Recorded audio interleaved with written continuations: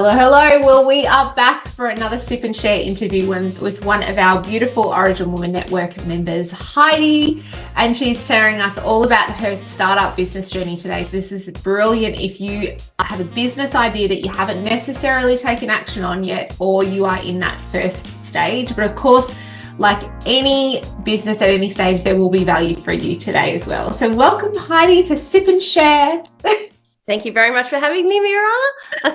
Now, we've known each other a long time, so this is a pretty special one for me to get to share with our community and with the wider world. But you have been an OWN member for some time because you have had a burning business idea that you were sitting on for quite a while. So tell us a little bit about your now emerging business and the origins of this. Yes, that's right. I have been sitting there watching everybody else do their thing, and I think seeing all those posts in the OWN group kind of like really like, you know, made me realize that I had the support that I needed, because, you know, this is the first time I've ever opened my own business. And so it was lovely to see that and go, oh yeah, I can do this, and I've got support, and So that was a big help in assisting me in getting over any fears that I had about opening the business. Yeah, beautiful. Yeah. And so tell us all about the business, because it's very unique. It is unique. So my business is Divine PAWS. I have just completed my diploma in canine myotherapy, so doggy massage. And the story with it is that the business actually started a while ago. I just hadn't really figured out what it was. So it was previously it even had another name. It was called Time for PAWS. Yeah. And and I was living in Byron Bay, and I started like walking dogs and doing dog sitting.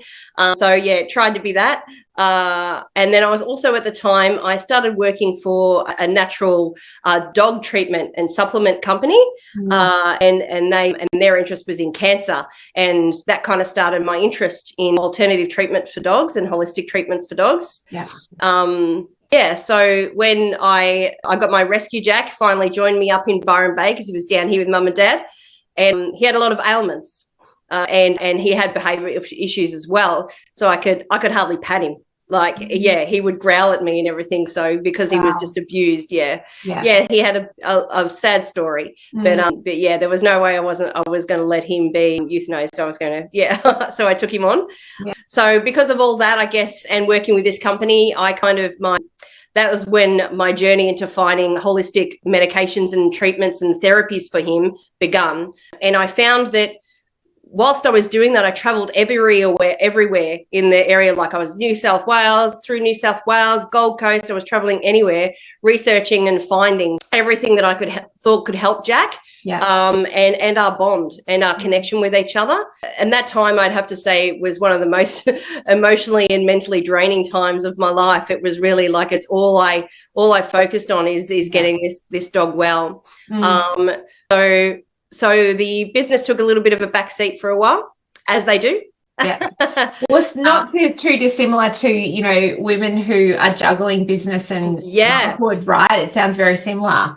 Yeah, because I had to make the money to be able to support, like, have the treatments done. Yeah. You know, so it's like, well, what do I do here? So, I had to kind of like, that all took a backseat for me. And I'm like, I've got to go back to what I know, because, you know, I want to make this happen. But then, you know, through doing that and doing the research for Jack, I created all of the knowledge and the experiences that I have, knowing how much treatments like this work. So and tell us about that. Like, what was the transformation?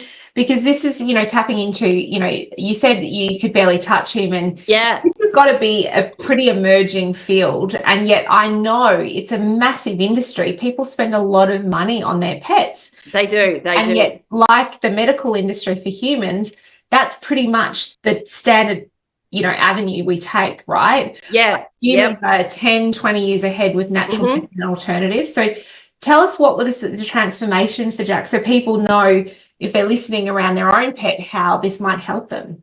Yeah, so I just reminded of a beautiful story that we have. So we were doing one of our regular beach walks, and I started instinctively we got to the halfway mark, and I started like massaging him. And it became a thing that we did.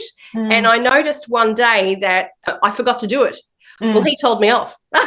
He actually backed into me and said, "Oi, Mum, you're going to do that thing you do." And he was actually asking for me to touch him. Wow. I cried at the moment.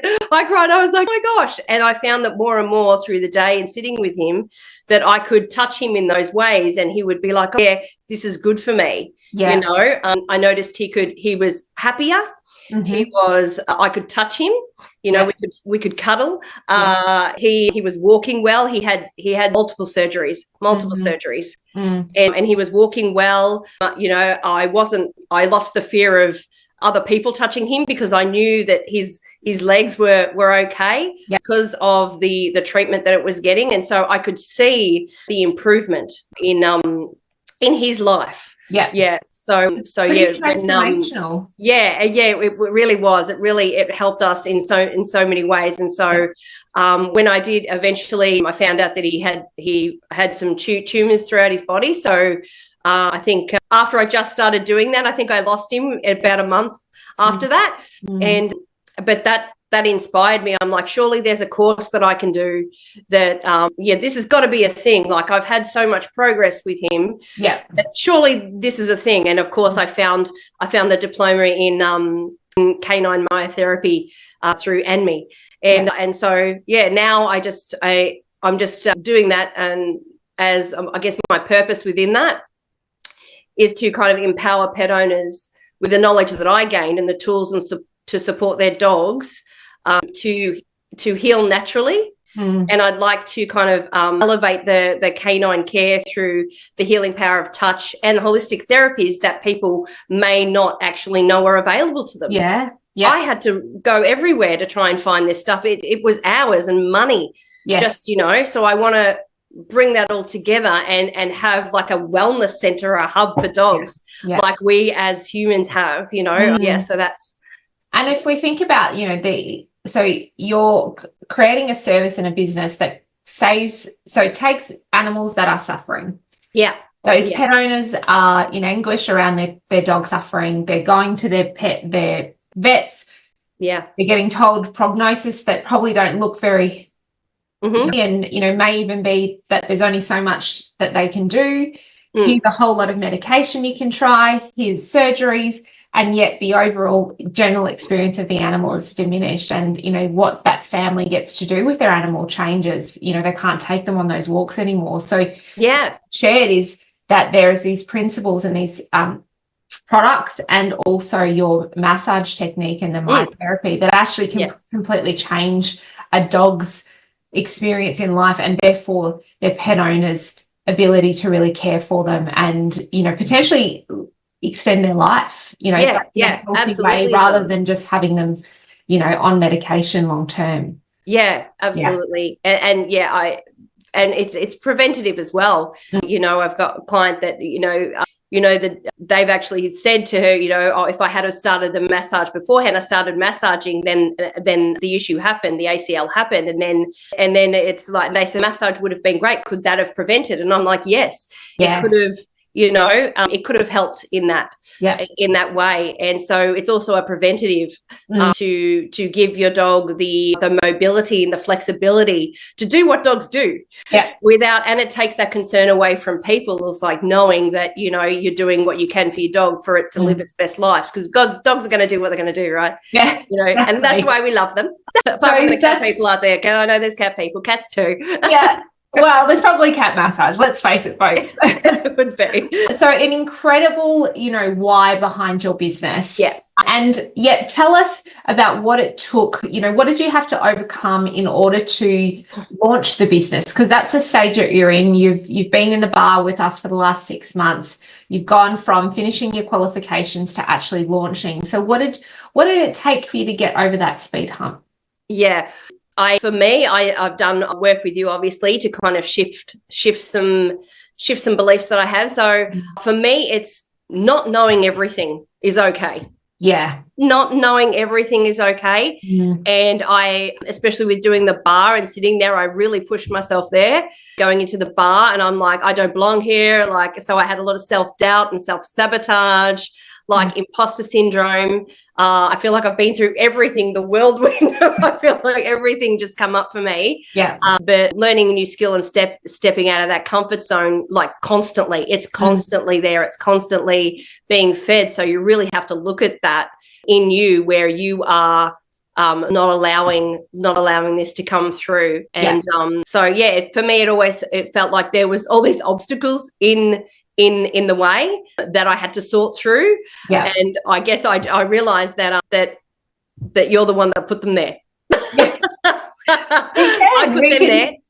No one's really stopping me. Yes. Yeah. It's incredible when you actually really acknowledge that for yourself, right? Yeah. But you've touched on something so important, and this is not just relevant for startups, because the reality is we've never done business before. And at every stage of business, there is a new level of resistance of a thing that feels really challenging, that, we think that we should have it figured out. But of course, that's not possible. So therefore, you touched on the bar and the fact that you were watching the group and seeing that you knew you'd have the support. So sometimes it is just knowing that the support is there to be able to help in those moments, because other people have walked those hurdles and navigated them. So the particular people or, people within the network that, you were able to speak to or share that, you resonated with, and you were like, okay, cool, that's another hurdle, but they've done it too. Was there particular moments that really stuck out for you around that? Within the bar? Yeah, or anyone else around you in business? Yeah. I've heaps of wonderful entrepreneurs doing their thing, and that's what I love. And I think that's one of the things I've done is I've surrounded myself with those people. So one particular hurdle was, a beautiful friend of mine. He's doing some great stuff, and I admire the way that he just does it. He just goes out and does it. He doesn't know it all. He sometimes doesn't even know what he's doing. He's constantly pushing and striving for that next thing, and watching the people that he needs or to make those, what he wants to put out there, a reality is beautiful. So he's been really instrumental in just go and just do it. Yeah. It doesn't matter what it looks like. It doesn't matter. It's not polished. Make it happen. It doesn't matter. Just make it happen. Yeah. There's just so many moments in the bar. I can't even begin. So many, especially for me, because I was starting up, and all these words that, some of them I didn't know. I don't know all the abbreviations that we used and everything like that. But I'm researching, I'm looking those up, going, that's what that meant. Great. And that's all going in there. Exactly. So when these things come up in business, I go, that's what and the penny drops, that's what they were talking about. And that's why I did something like the bar, and I pushed my comfort zone there, because it just now I know. Now I know what foundation. And sometimes, in knowing what you don't know then helps you to actually just go, okay, well, what's the right next step? And there was a time where, if we think about what the other question that we often ask, which is what has helped you take things to the next level, or what was, a moment that really helped you go, okay, this step. And I don't know if you'll think about the one that I'm thinking of, but there was a point where, you were laying the foundations, you were finishing your course, you're exploring the idea of the name of what that would be, of your products and services. And then there was a moment where you were like, I just need to get my hands on dogs. Yes. To build some case studies.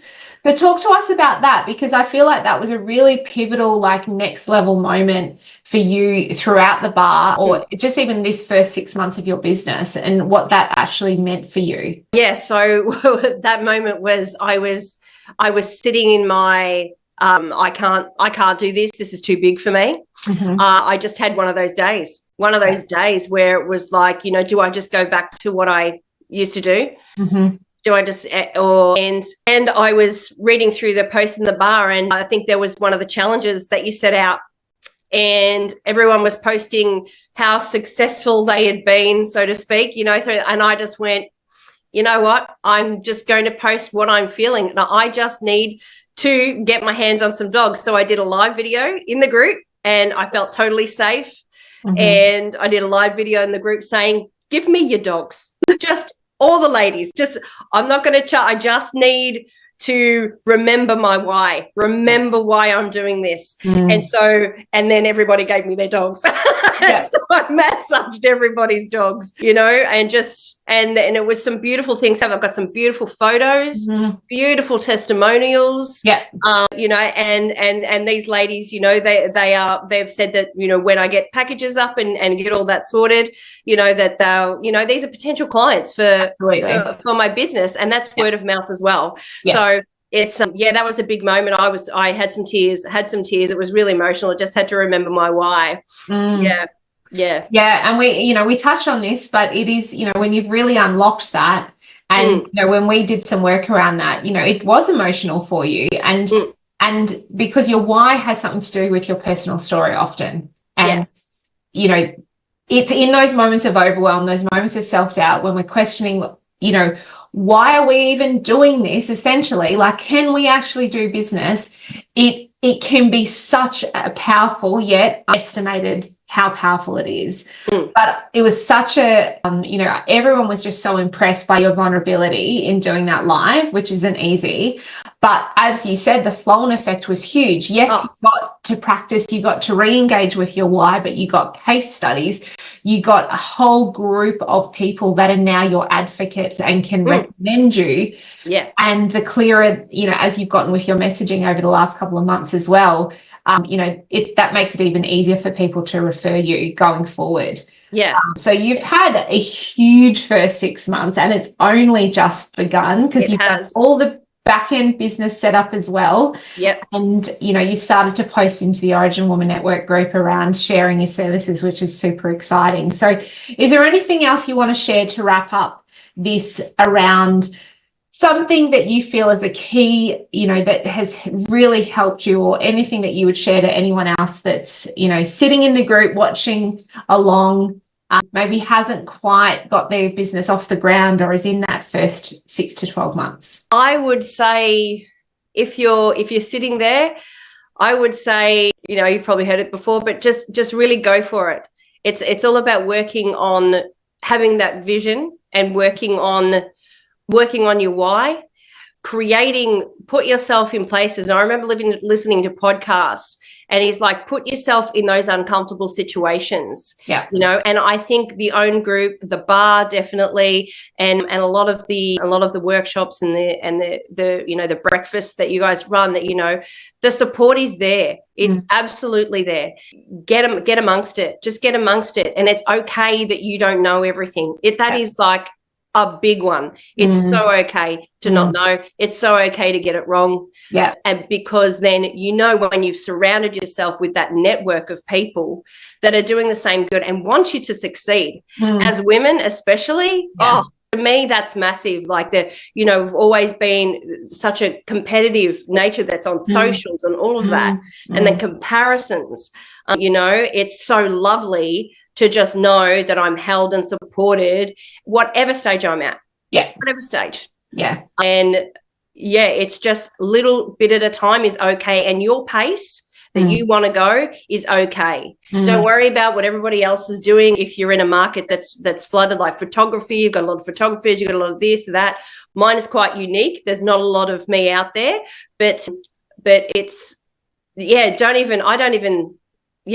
don't even look at that, because it's like, I'm me, and I'm bringing what I bring to the table, and with my own uniqueness and my own flair, and you deserve it. You absolutely deserve it.